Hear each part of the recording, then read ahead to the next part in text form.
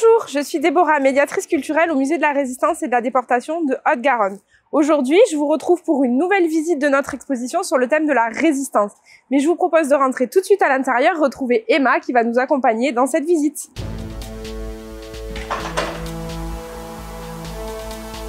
Bonjour à tous. Alors, avant de commencer cette visite, il va falloir qu'on s'arrête un petit peu sur son thème, la résistance.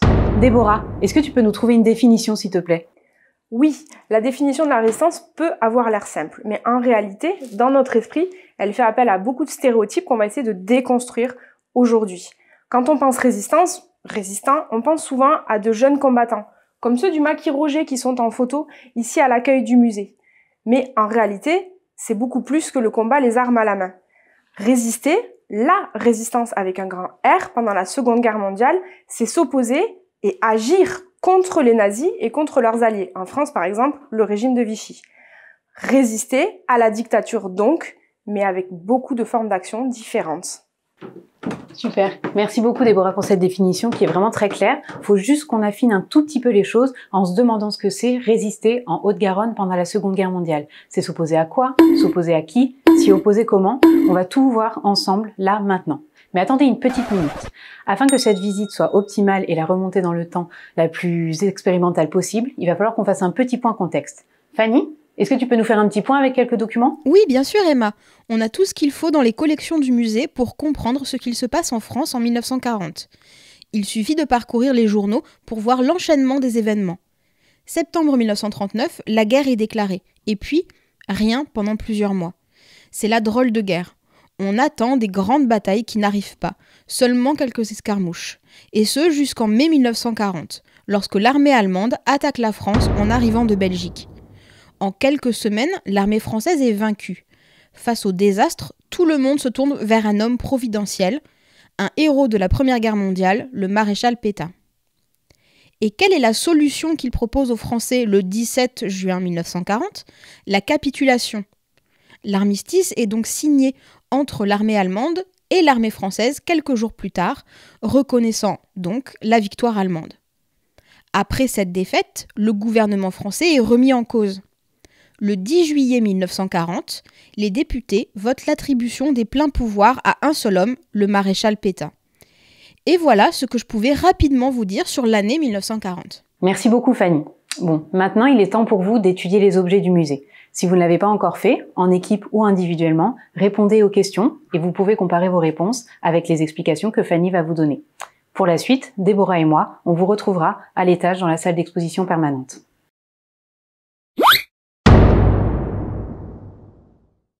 Dans les réserves et vitrines du musée, nous conservons plusieurs fiches très précieuses. Des cartes d'arrestation de résistants émises par la section judiciaire de la police toulousaine. Ces fiches, qu'on appelle fiches anthropométriques, se composent, comme celle de Rose Udave, d'un formulaire et de photographies, de face et de profil. Rose Udave est une jeune fille espagnole arrivée en France lors de la Retirada, début 1939. Comme c'est mentionné sur sa fiche, la famille vit à Toulouse. Avec la fiche d'arrestation de Rose Udave, le musée expose également des photographies de son père, de son frère et de son oncle. Vu le style des photographies, on devine aisément qu'il s'agit de photographies anthropométriques prises lors de l'arrestation de toute la famille Udave. Pourquoi sont-ils arrêtés ? Parce que ces républicains espagnols ont fui la dictature dans leur pays. Et ils ont refusé de voir les libertés et la République disparaître dans leur pays d'accueil. Pour montrer leur refus, ils ont choisi de le communiquer en distribuant des tracts contre le gouvernement de Vichy. Comment sait-on cela ? Grâce aux informations inscrites dans la rubrique « Renseignements divers » de leur carte. Il est inscrit « Détention de tracts anti-gouvernementaux ». Ces archives montrent bien que pour cette famille, comme pour d'autres résistants, résister, c'est être contre le gouvernement de Vichy et ses nouvelles lois. Nous avons ici la preuve évidente de la suppression de la liberté d'expression, puisque c'est pour avoir voulu exprimer cette opposition que toute la famille Udave est arrêtée.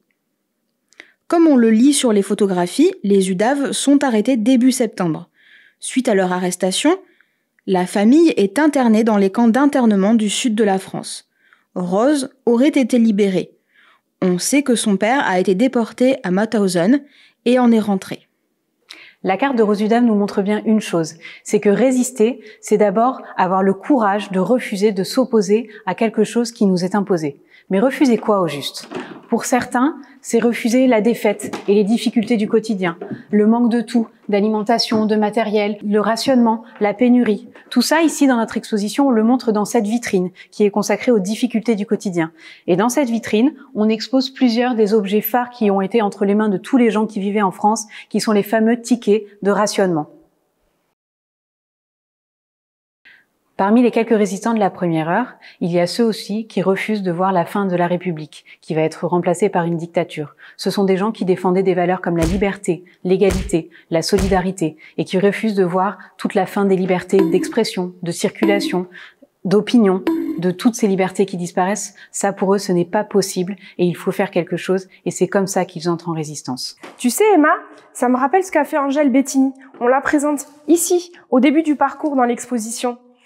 Le 5 novembre 1940, c'est la première visite du maréchal Pétain à Toulouse. Angèle, avec un groupe de jeunes communistes, alors qu'elle n'a que 18 ans, décide de montrer au maréchal et au reste de la population qu'ils ne souhaitent pas accueillir le maréchal de manière chaleureuse. Ils refusent la politique de collaboration. Pour ça, ils mettent en place un système très ingénieux afin de diffuser des tracts dans la population. Ces tracts sont des petits bouts de papier sur lesquels les résistants peuvent écrire des messages, comme on en voit ici, dans la vitrine, en dessous du portrait d'Angèle. Ces tracts vont être propulsés depuis le toit d'un immeuble avec un système de catapulte. Lorsque le maréchal Pétain va passer dans la rue Alsace-Lorraine, les tracts vont être propulsés dans les mains de la foule juste en bas qui l'accueille.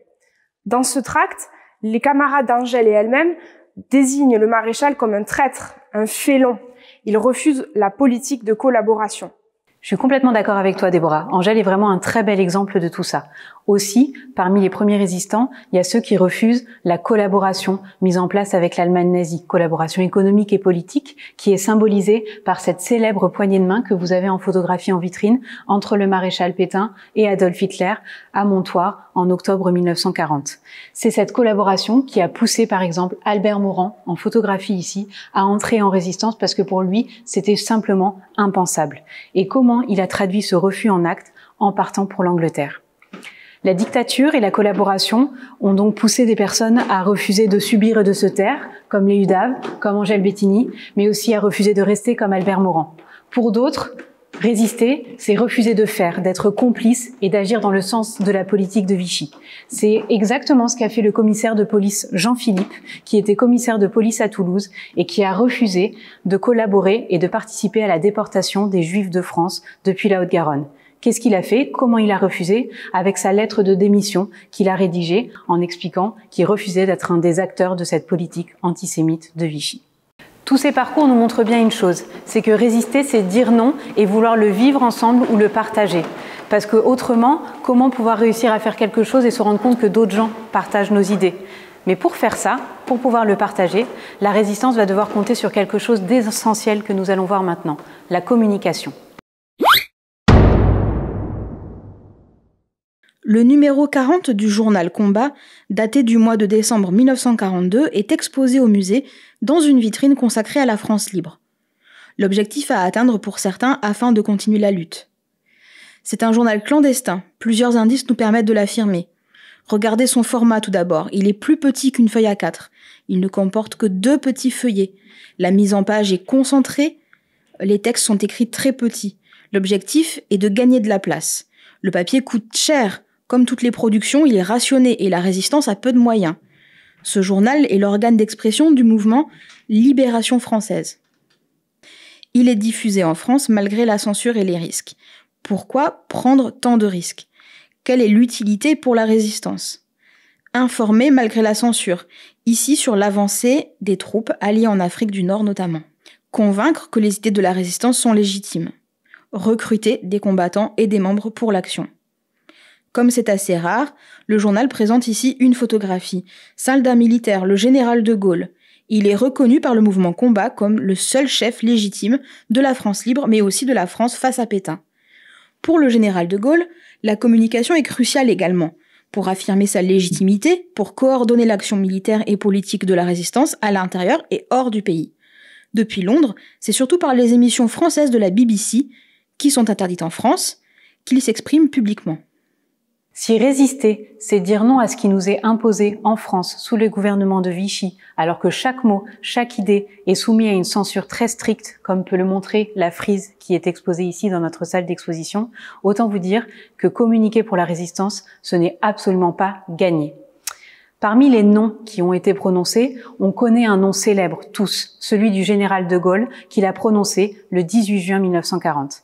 Est-ce qu'il l'a prononcé depuis la France? Certainement pas. Comme vous le voyez apparaître à l'écran, dire non depuis la France, comme l'a fait Émile Birbé, c'est passible d'arrestation, puisque vous avez là une carte d'arrestation qui a été émise contre lui pour propos outrageants à l'encontre du chef de l'État. Donc non, le général de Gaulle n'a pas dit non depuis la France. Il l'a dit depuis Londres, au micro de la BBC, le 18 juin 1940.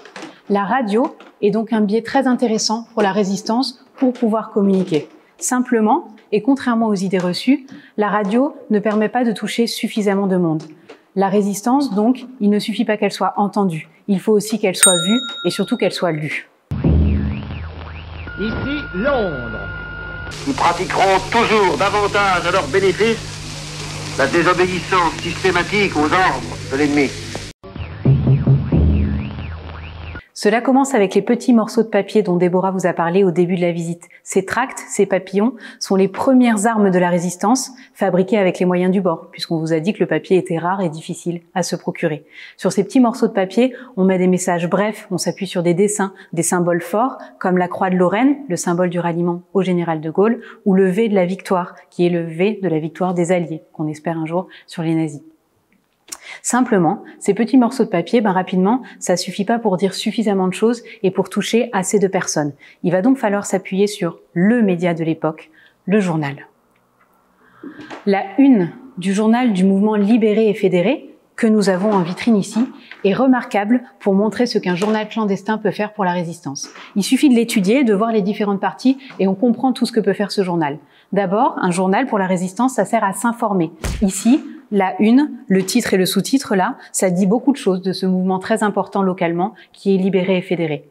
Ensuite, un journal, ça permet d'informer ses lecteurs, d'informer sur des choses qui sont tues, menties, complètement détournées par Vichy. Par exemple, là, un article sur les ouvriers qui sont envoyés travailler en Allemagne dans des conditions beaucoup plus difficiles que ce qui est dit dans la presse de propagande de Vichy. Enfin, et surtout, un journal de la résistance, ça sert à recruter, à mobiliser. Ici, avec un article qui appelle les gens à aller manifester le 14 juillet, alors que c'est interdit. Voilà, tout ça, ça permet de vous montrer qu'un journal, c'est une arme essentielle pour la résistance qui a plein de possibilités. Simplement, pour réaliser un journal, c'est très compliqué et il faut vraiment s'appuyer sur des gens dont c'est le métier.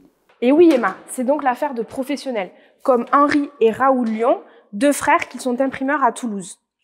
Dès 1940, ils mettent leurs imprimeries, rue Croix-Baragnon et rue Romiguière, au service de la résistance. En plus des livres, des brochures, des documents autorisés qu'ils sortent de leurs ateliers, ils produisent, dans la clandestinité, aidés bien sûr de leurs ouvriers, des tracts, des faux papiers et des journaux pour la résistance. Leur travail est donc essentiel. Malheureusement, en 1944, au mois de février, la Gestapo monte une souricière et pendant 2 jours, dans l'imprimerie rue Croix-Baragnon, les arrestations se succèdent. Maurice Fonvieille, par exemple, le chef de Libéré et Fédéré, est arrêté. En mars 1944, les frères Lyon, ainsi que plusieurs membres de leurs ateliers, dont le jeune Georges Segui, sont déportés au camp de Mauthausen, en Autriche. Quelques mois plus tard, les deux frères tombent malades et seront gazés au mois de septembre 1944 au château d'Artheim. Ils ont donc tout risqué, jusqu'à leur vie, pour permettre à la résistance de communiquer vers la population. Mais cette communication ne se fait pas seulement vers la population. Elle est aussi importante entre les différents résistants. Effectivement, Déborah, il n'y a pas que de la communication entre la résistance et les gens de l'extérieur. Il y a forcément de la communication entre les différents groupes de résistants. Autrement, cela n'aurait jamais pu fonctionner. Prenons un exemple concret.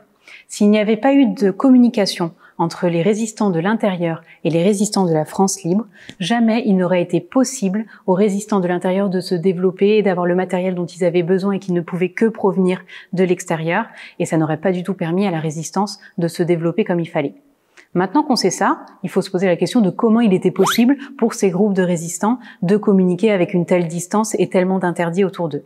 Eh bien, ils ont pu s'appuyer sur cette valise pleine de surprises qui est en réalité un poste émetteur-récepteur qui était utilisé par un réseau local, le réseau Prunus, pour communiquer jusqu'aux résistants qui se trouvaient en Angleterre. Comment? Grâce à un système de langage codé avec du morse, etc. et des gens, des résistants, dont c'était la spécialité et c'était l'unique action-émission que de pouvoir communiquer via ce poste émetteur. Maintenant, pour conclure cette partie, vous savez que la communication est essentielle, mais avec la communication qui permet à la résistance de se développer, il va falloir pour la résistance relever un nouveau défi, celui de l'organisation que vous allez découvrir avec la troisième partie de cette visite.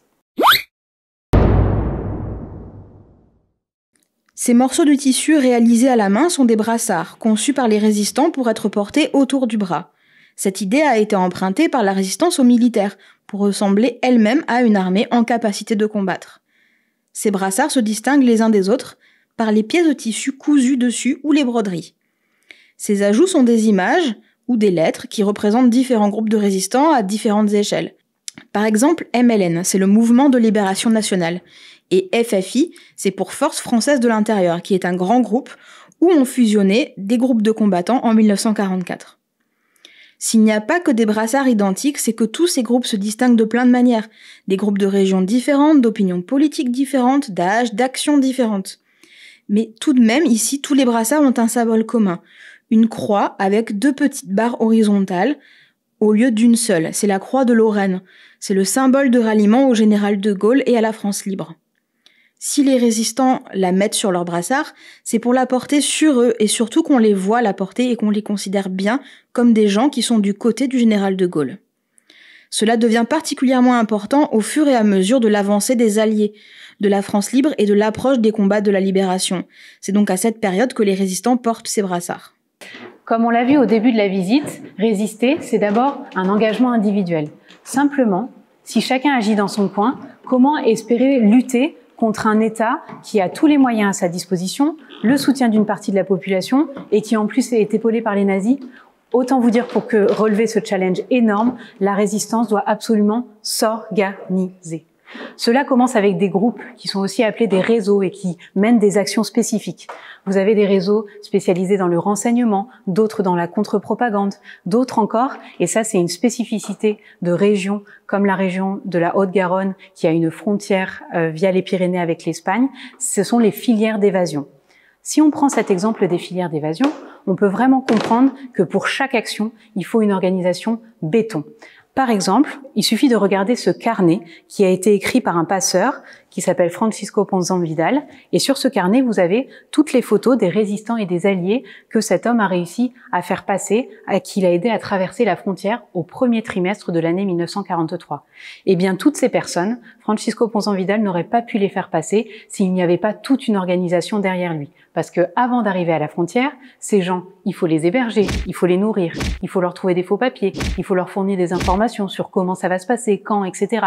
Il faut les amener jusqu'à la frontière. C'est toute une organisation. Simplement, maintenant, vous avez compris que à chaque action, une organisation énorme, mais ce n'est toujours pas assez pour que la résistance puisse espérer déjà survivre et ensuite triompher. Au-delà de l'organisation, il faut aller beaucoup plus loin pour eux. Il faut réussir à faire une action combinée et compter sur une nouvelle étape, l'unification.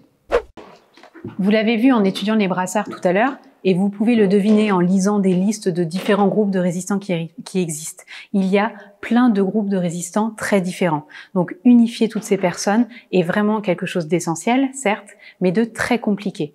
Et ça peut se compliquer encore à partir de l'année 1943 et 1944, au moment où vous avez des jeunes gens qui devaient aller travailler en Allemagne dans le cadre du service du travail obligatoire et qui, en refusant d'y aller, pour certains, vont rejoindre les rangs de la résistance. Donc ça fait un apport pour la résistance, c'est très intéressant, mais ce sont des gens inexpérimentés qu'il va falloir complètement former et intégrer dans des groupes. Donc c'est vraiment quelque chose de très compliqué. Comment on fait pour mettre cette unification en place? Eh bien, ça va commencer avec le général de Gaulle qui va envoyer 2 hommes dans la résistance intérieure. Il va d'abord y avoir Pierre Brossolette qui va être envoyé dans la zone nord et Jean Moulin, qu'on connaît plus peut-être, qui va être envoyé dans la zone sud. Ces 2 hommes et toutes les actions menées vont permettre la constitution des mouvements unis de la résistance le 26 janvier 1943. On va aller encore plus loin dans cette unification avec la création du Conseil national de la résistance le 27 mai 1943, qui va permettre une unification des services, une unification des actions et des idées de la résistance pour le combat, mais aussi pour imaginer ce qui pourrait se passer après. Donc c'est très très important. L'idée, c'est d'unifier un maximum de groupes, pas tous, parce que c'est quand même très compliqué, dans ce Conseil national de la résistance. Bon, tout ça est bien beau et ça se passe à l'échelle nationale, c'est très important, mais comment on fait ici, localement, en Haute-Garonne, pour essayer d'unifier tout ça? Eh bien, il faut compter sur des gens qui agissent sur le terrain, qui connaissent ici, qui connaissent très bien la Haute-Garonne. Et là, il va falloir compter sur des personnalités très importantes, comme celle de François Verdier. François Verdier, vous avez forcément déjà entendu ce nom si vous avez pris le métro à Toulouse. Mais pour vous présenter cette personnalité hors du commun, j'aimerais vous présenter 2 objets qui sortent un petit peu de l'ordinaire. Ici, dans cette vitrine, à côté des tracts qui appellent les jeunes à ne pas se rendre au STO et du programme du Conseil national de la résistance, on présente 2 drôles d'objets, un agenda et un tout petit bout de crayon. Ils ont appartenu à François Verdier et ont été retrouvés sur son corps après son assassinat. François Verdier, vétéran de la Première Guerre mondiale, devient dans les années 30 l'un des plus gros négociants de machines agricoles de la région. Mais derrière ce commerçant affable et bon vivant se cache une personnalité qui travaille énormément et surtout avec un charisme important. Dès 1940, il s'engage dans ce qui ne s'appelle pas encore la résistance et très rapidement, il va avoir de plus en plus de responsabilités, notamment au sein du mouvement Libération Sud. En 1943, c'est lui qui va être nommé à la tête des mouvements unis de la résistance, les murs que vous a présenté Emma tout à l'heure, et être chargé d'organiser quotidiennement les aspects matériels de l'unification et de l'organisation des actions des murs sur la région. Il est arrêté à l'hiver 1944 et sera assassiné quelque temps plus tard après avoir été interrogé et torturé à la prison Saint-Michel et à la Gestapo en forêt de Buchenwald. Sa femme, Jeanne Verdier, elle, est déportée au camp de Ravensbrück, mais elle survit et elle revient. Après-guerre, avec ses enfants puis ses petits-enfants, ils vont porter longtemps la mémoire de cet homme, notre Jean Moulin local. C'est d'ailleurs grâce à un don d'Alain Verdier que nous vous présentons aujourd'hui ces objets et que nous pouvons vous présenter de manière plus approfondie la personnalité de cet important unificateur de la résistance haut-garonnaise. Mais attendez une minute. Cela fait plusieurs fois qu'on parle de la Gestapo, la Gestaltpolizei, la police politique allemande. Pourtant, Fanny, elle nous a bien dit au début de la visite que la Haute-Garonne était en zone non occupée et qu'il n'y avait pas d'Allemands, ou en tout cas pas beaucoup d'Allemands au début. Fanny, est-ce que tu peux pas nous faire un point un petit peu là-dessus? Le 11 novembre 1942. C'est la date à laquelle la moitié sud de la France, la zone dite non occupée, est envahie par l'armée allemande. Pourquoi ? Début novembre, les armées alliées ont envahi l'Afrique du Nord, l'Égypte, l'Algérie, le Maroc, pour libérer ces protectorats et colonies du régime de Vichy et de l'armée allemande. L'armée alliée est donc maintenant juste de l'autre côté de la Méditerranée, donc les nazis ont peur que la prochaine étape soit un débarquement dans le sud de la France. En réaction, ils envahissent donc la zone non occupée. Qu'est-ce que cela change pour les Hauts-Garonnais ? Le département passe sous autorité allemande, les chars et les soldats débarquent et réquisitionnent des logements et des bureaux. Une partie de l'administration se fait désormais en langue allemande. Dans les rues, ils entendent parler allemand, ils voient des panneaux de signalisation en allemand et des symboles nazis dans les rues. Un nouveau couvre-feu est instauré. L'ennemi est désormais bien présent et l'espoir d'un retour à la normale s'éloigne encore plus. Et la résistance dans tout ça ? Pour elle, c'est encore plus violent. Déjà que la résistance n'avait pas de moyens et qu'elle était en minorité face à Vichy et aux collaborateurs, elle doit maintenant lutter contre les nazis avec toute sa force répressive. Vous connaissez la Gestapo, la police de sûreté allemande. Eh bien, c'est à ce moment-là qu'elle arrive à Toulouse.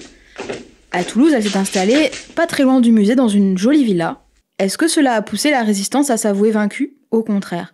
Face à une menace encore plus forte, des risques toujours plus grands, des victimes toujours plus nombreuses, les résistants ne peuvent abandonner la lutte. Ils doivent tout faire pour vaincre les ennemis, et ce le plus vite possible. Pour cela, tous les moyens sont bons. se regrouper, s'organiser encore plus et passer dans la lutte indirecte à la lutte armée avec tout ce qu'ils peuvent avoir à disposition. Mais pour parler de tout ça, passons à la prochaine étape.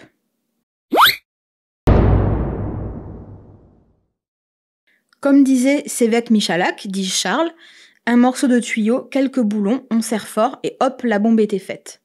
Sévèque Michalak était l'artificier polonais de la 35e brigade FTP MOI dite Marcel Langer, en hommage à leur chef. Vous l'aurez compris, c'est bien une bombe artisanale exposée en vitrine. Ne vous inquiétez pas, elle est vide et ne contient pas de charge explosive. Le petit trou sur le haut servait à faire passer la mèche. On imagine bien le danger à utiliser ce genre d'engin. Cet aspect artisanal de sa conception met en lumière le manque de moyens et de ressources de la résistance face à l'occupant. C'est donc un combat à armes inégales qui se déroule à partir de l'hiver 1943. En Haute-Garonne, les premiers résistants à mener des actions armées, après l'arrivée des Allemands, sont les résistants étrangers de la MOI, la main-d'œuvre immigrée. Dès 1940, une partie des résistants étaient des combattants. Simplement, pour combattre ici, en France, c'était pas possible. Il n'y avait pas de moyens, il n'y avait pas de possibilités. Certains, quand ils ont pu, ont rejoint le général de Gaulle et la France libre en Angleterre. Ces gens-là correspondent à peu près à l'image des combattants qu'on peut se faire. Des soldats en uniforme, des soldats équipés qui peuvent attendre de faire le combat. Pour ceux qui n'ont pas pu rejoindre la France libre et qui ont voulu rester combattre de l'intérieur, ils ne correspondent pas forcément à l'image traditionnelle des combattants que l'on se fait. Il y a des combattants, mais il y a aussi des combattantes, comme Ariane Fixman-Knut, qui est une femme d'origine russe, qui s'est convertie à la religion juive et qui a été une des têtes fondatrices d'un mouvement qui s'appelle l'Armée juive et qui était un mouvement de combat. Oh, et puis évidemment, quand on parle de ces combattants auxquels on ne pense pas au début, on pense aussi à des figures telles que celle de Marcel Langer. Oui, c'est en effet lui qui fonde la 35e brigade des FTP MOI, main-d'œuvre immigrée. Marcel ou Mendel Langer, selon les différentes orthographes de son nom et de son prénom, est polonais. Il est né dans une famille juive modeste qui émigre en Palestine. Là-bas, il est mécanicien cheminot et adhère très vite au Parti communiste. En 1929, il arrive en France et s'installe à Toulouse. Puis, il s'engage très tôt dans les brigades internationales aux côtés des républicains espagnols. En 1939, lorsqu'il rentre en France, au moment de la retirada, il est d'abord interné puis va s'évader. Et il fonde, après l'arrivée des Allemands, la 35e brigade. Le tableau juste derrière moi raconte la fin de son histoire. Arrêté en février 1943 pour détention d'explosifs, il va être condamné à mort à la prison Saint-Michel. Dans la vignette centrale, on représente son exécution au mois de mars 1943 par guillotine qu'on a fait venir spécialement pour l'occasion de Paris. On le voit également sur la vignette en bas à gauche. Le procureur Lespinasse, qui avait prononcé le réquisitoire contre Marcel Langer, a lui été assassiné par l'un des membres de la brigade, à quelques mètres du musée d'ailleurs. Un petit détail dans ce tableau, le peintre a gravé dans la peinture les derniers mots de Marcel Langer: « Vive la France, à bas les boches et vive le Parti communiste ». Maintenant que vous vous faites un petit peu une idée de qui étaient les combattants, parlons concrètement du combat. Vous comprenez bien qu'avec le nouveau contexte de la Haute-Garonne à la fin de l'année 1942, la résistance doit impérativement passer très activement à la lutte armée. Ou pour dire les choses autrement, et pour reprendre une citation que nous avons dans notre parcours d'exposition, qui est une citation de Stéphane Barzoni, un membre de la 35e brigade FTP MOI de Marcel Langer, passer de gibier, puisque l'ennemi est de plus en plus puissant, à chasseur. Du coup, être capable vraiment d'attaquer par tous les moyens. Simplement, pour ça comme pour tout le reste, la résistance n'a pas assez de moyens. Et ça, vous l'avez vu avec les bombes artisanales que vous avez étudiées tout à l'heure.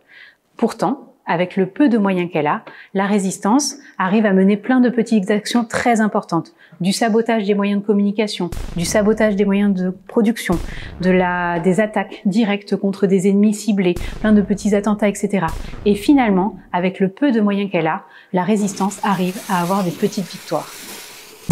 Progressivement, avec l'arrivée des jeunes dans les maquis, avec l'envoi de matériel, avec la perte de terrain aussi de l'ennemi hors de la France, la résistance correspond de plus en plus à l'image traditionnelle qu'on se fait du combattant, avec un résistant combattant qui peut être armé de la célèbre mitraillette Sten que vous avez en vitrine. Mais encore une fois, sur cette idée-là, il faut un petit peu revenir sur certains clichés, parce que cette fameuse Sten que vous avez pu voir dans tous les films qui sont consacrés à cette époque-là, ce n'est pas non plus une arme redoutable et c'est clairement pas une arme équivalente à celle qu'a l'ennemi en sa possession. Pourquoi? Parce qu'il n'y en a pas assez et parce qu'elle est très difficile à manipuler et qu'elle n'est pas fiable du tout. Donc, mine de rien, la résistance est encore, avec peu de moyens, là, prête à combattre avec un ennemi qui est très puissant. Progressivement, suite aussi au débarquement de l'année 1944, le débarquement du 6 juin en Normandie, le débarquement du 15 août, en Provence, la résistance va être prête à lancer les combats et à attaquer directement l'ennemi. On va lancer l'appel à l'insurrection finale et là, les combats peuvent commencer ici, en Haute-Garonne, avec les dates suivantes, 19, 20 et 21 août 1944. Et vous l'avez vu, c'est pas avec tous les moyens du monde et pourtant, la résistance va réussir à gagner ces combats des 19 au 21 août 44 ici en Haute-Garonne. Pourquoi? Grâce à la superposition de toutes ces petites étapes qui ont permis à cette résistance combattante d'être efficace. Cette résistance combattante, elle est donc très très importante pour la résistance et pour l'histoire de notre pays, c'est évident. Simplement, elle peut avoir eu tendance à invisibiliser d'autres manières de résister, d'autres actions dans la résistance, comme celle que nous allons voir dans cette 5e partie de notre visite. Les 2 documents que nous présentons ici sont des reproductions. Les originaux sont toujours conservés par la famille Hurstel. Sur les 2 cartes d'identité, on reconnaît le même jeune homme. Il s'agit de Claude. L'une porte la mention juif, imposée par Vichy. C'est l'une des lois de persécution antisémite mises en place par le gouvernement de l'État français. La seconde est au nom de Claude Héliot, sa fausse identité. Les parents de Claude sont juifs. Après que leur magasin rue Alsace-Lorraine ait été spolié, ils sont arrêtés et déportés à Auschwitz où ils sont exterminés. Claude en réchappe, car il est absent le jour de l'arrestation. À partir de là, il va devoir se cacher, prendre une fausse identité et déménager. Claude ne reverra pas ses parents, et pour survivre jusqu'à la fin de la guerre, alors qu'il n'a que 16 ans, il fait preuve d'un grand courage, et il reçoit l'aide de nombreuses personnes, dont les prêtres de son collège, qui le cachent à la campagne. Une définition un petit peu différente de résister que celle qu'on a vue au début, c'est refuser d'accepter les contraintes et les violences jugées insupportables exercées par une autorité contre un individu ou contre des libertés individuelles et collectives. En France, on peut penser à plein de personnes qui ont pu subir des violences et des contraintes ou une privation de liberté individuelle et collective. On pense d'abord aux personnes de religion juive qui ont été victimes de la politique antisémite de Vichy, allant de leur exclusion, avec une série de lois leur interdisant l'accès et la possibilité de faire plein de choses, jusqu'à leur extermination, avec la déportation de plus de 75 000 juifs de France. Mais on pense aussi, et il ne faut jamais oublier, les tziganes à qui on a imposé la sédentarité alors que c'était contre leur culture et qui se sont retrouvés enfermés dans des conditions déplorables, dans des camps d'internement situés partout en France. Il faut aussi retrouver dans ces camps, et on le sait, des étrangers, juifs ou non juifs, qui se sont retrouvés enfermés dans les mêmes conditions, privés de liberté et exclus de l'espace public. Tout ça nous amène à bien rappeler une chose, c'est que ça s'est passé juste ici, juste à côté de chez nous. Parce que parmi ces 200 camps d'internement qui se trouvaient partout là, ici en France, vous en aviez 2 qui se situaient en Haute-Garonne, représentés sur cette carte. Vous aviez le camp de Noé et le camp du Récébédou. Face à toute cette injustice et ce manque d'humanité, il y a des hommes, il y a des femmes qui ont voulu faire quelque chose. Mais qu'ont-ils fait et comment? Il y a ceux qui sentaient qu'ils ne pouvaient pas forcément changer les choses, mais qui ont essayé d'agir avec l'existant. Comme Laurette Alexis-Monet, qui a été internée volontaire dans des camps et qui a réussi et décidé de faire de l'aide humanitaire auprès des internés dans les camps en France. Vous avez d'autres personnes qui ont choisi de dire, de dénoncer et de vouloir faire un petit peu bouger les consciences sur ce qu'il se passait. C'est le cas d'une personnalité importante localement à cette époque-là, Monseigneur Saliège, qui était alors archevêque de Toulouse. Monseigneur Saliège a écrit une lettre à l'été 1942, dans laquelle il dénonce les déportations des Juifs de France qui ont lieu à cette époque-là, depuis les camps de Noé, du Récébédou et de bien d'autres camps.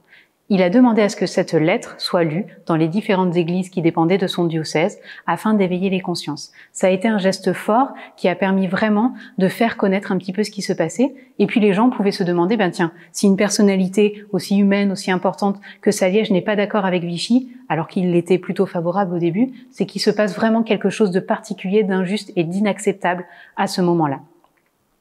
Mais Monseigneur Saliège et bien d'autres ne se sont pas arrêtés là. Il ne suffisait pas de dire, pour sauver les gens, il fallait agir. Et c'est là que Saliège et d'autres ont construit une forme de résistance qui s'appelle les filières de sauvetage. Comme son nom l'indique bien, ces filières de sauvetage étaient là pour sauver les gens. Comment? En les faisant sortir des camps, en les cachant, en leur permettant de passer la frontière suisse, ou la frontière espagnole pour certains, voilà, en sauvant des vies. Et pour ça, ces résistants-là, quelles sont leurs armes? Leurs armes, ce sont des faux papiers. Par exemple, des faux papiers d'identité que vous pouvez avoir ici en vitrine, qui permettent à une personne d'avoir un nouveau nom. Un enfant juif qui devenait, comme vous l'avez vu, Claude Hurstel, pour s'appeler ensuite Claude Héliot. Et sur la carte d'identité, sur sa carte d'identité, le tampon juif odieux et stigmatisant disparaît. D'autres faux papiers auxquels on s'attend pas, ça peut être par exemple un certificat de baptême que vous avez reproduit ici, permettant de dire d'un enfant juif qu'il était en fait catholique et qu'il ne devait donc pas être déporté.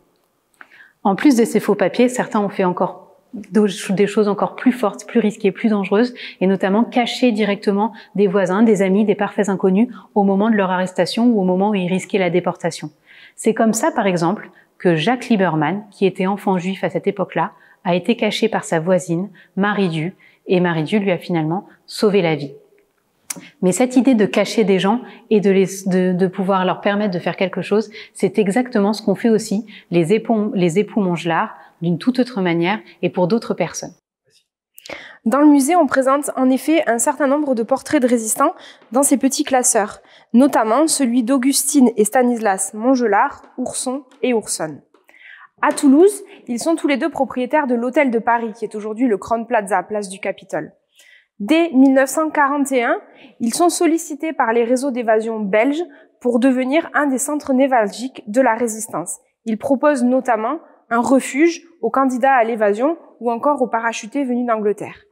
Ils vont intégrer d'abord le réseau Patoléry du docteur belge Albert Guéris et ensuite, au sein du réseau Alliance, vont devenir l'une des plaques tournantes du passage vers l'Espagne. Ils fournissent notamment des faux papiers, des armes, des moyens de communication, mais surtout un refuge à tous ceux qui en ont besoin. Même après l'arrivée des Allemands en 1942, alors qu'une partie de l'hôtel est occupée, ils vont continuer ce travail. Ils sont malheureusement finalement arrêtés en février 1943. Les époux Mongelard sont tous les deux déportés. Stanislas meurt à Elrich en mars 1945, alors qu'au mois d'avril, Augustine est-elle libérée à Ravensbrück et va rentrer. Tous, personnalités comme anonymes, ont réussi à mener cette résistance appelée résistance de solidarité en prenant des risques énormes. Par cette action, ils ont réussi à la fois à sauver des vies, mais aussi à faire avancer la résistance. Quelle que soit leur action, tous les résistants prennent un risque énorme en la menant. Car en choisissant ou ne choisissant pas de désobéir, de contourner la loi de Vichy, de ne pas obéir à ce qui leur est imposé, ils deviennent des ennemis de l'État. Ils sont considérés comme des gens dangereux à arrêter à tout prix. Et là, toutes les forces répressives peuvent s'exercer contre eux. Il y a d'abord la répression de l'État, de la police, de la loi, mais il y a aussi la répression de gens qui sont alliés à Vichy, par la milice qui est le bras armé de la Vichy, mais aussi par des délateurs, anonymes ou non. Tous ces gens-là, toutes ces aides au régime de Vichy et ces menaces pour la résistance, elles occupent une vitrine entière de notre parcours d'exposition. Donc autant vous dire que avec leurs actions, pour les résistants, la menace est très très grande. Pour échapper à tous ces risques, les résistants agissent autant qu'ils peuvent dans la clandestinité, avec des messages codés sous des faux noms. Mais malheureusement, cela n'a pas suffi pour éviter de nombreux drames à la résistance, auxquels on a consacré une séquence entière de notre parcours d'exposition, qui est la séquence 10, appelée « Itinéraire de souffrance ». Parmi ces drames, il y a d'abord les résistants qui sont morts en opération. Pensons à Rosine Beth, un autre membre de la 35e brigade FTP-MOI de Marcel Langer, qui est morte alors qu'elle était en train de mener une action contre les Allemands dans un cinéma toulousain. De très nombreux résistants ont subi la répression. Cette répression, elle commence juste ici, dans les prisons en France, comme la prison Saint-Michel à Toulouse, ou par exemple à Luchon, la Villa Saint-Raphaël, où se trouvait le siège de la Gestapo. Pour plus de 86 000 résistants, cette répression, elle s'est poursuivie dans le territoire allemand, dans le Reich, dans un des milliers de camps de concentration qui se trouvaient sur le territoire et que vous pouvez voir apparaître sur cette carte. Ces résistants qui sont déportés, ils subissent le processus de déshumanisation voulu par les nazis dès le trajet. Ils deviennent ensuite des matricules, des stucs, ils perdent leur nom, ils deviennent des déportés politiques, des triangles rouges. Tous habillés de la même tenue rayée, ils sont obligés de réaliser des tâches épuisantes et absolument insensées, en dormant à peine, en étant à peine alimentés, et leurs proches n'ont absolument pas de nouvelles d'eux, et eux-mêmes n'ont aucune nouvelle de leurs proches ni de la durée que va durer leur déportation. 40% de ces déportés meurent en déportation. Et pour ceux qui reviennent, le retour à la vie, le retour à la normale est impossible et ça va les marquer jusqu'au bout. Pour les résistants, les risques existent donc dès le début de leur engagement et à chaque instant. Ils n'avaient peut-être pas conscience de l'horreur inimaginable des camps de concentration, mais pourtant, chaque résistant, en s'engageant, en faisant quelque chose, avait bien conscience de risquer sa vie d'avant et même de risquer sa vie tout court. Pourquoi alors ont-ils pris ce risque? Simplement parce que pour beaucoup, ils ne pouvaient pas faire autrement qu'agir et qu'essayer de faire quelque chose face à cette injustice, quelque chose de juste et de conforme à des valeurs telles que la liberté, l'égalité et la solidarité. Nous revoilà à l'accueil du musée. J'espère que votre visite s'est bien passée et que vous avez compris l'essence de la résistance haut-garonnaise. Rappelez-vous de cette première image que nous avons vue tout à l'heure en vous accueillant. La résistance combattante n'est donc que l'une des facettes de la résistance haut-garonnaise. Il faut garder à l'esprit ces hommes, ces femmes de tous âges, de toutes origines et de toutes nationalités. Et voilà, nous arrivons à la fin de cette visite. On espère vraiment que ça s'est bien passé. Il ne nous reste plus qu'à vous remercier et à vous dire à bientôt pour des nouvelles visites, des nouvelles vidéos. À bientôt. Au revoir. Au revoir.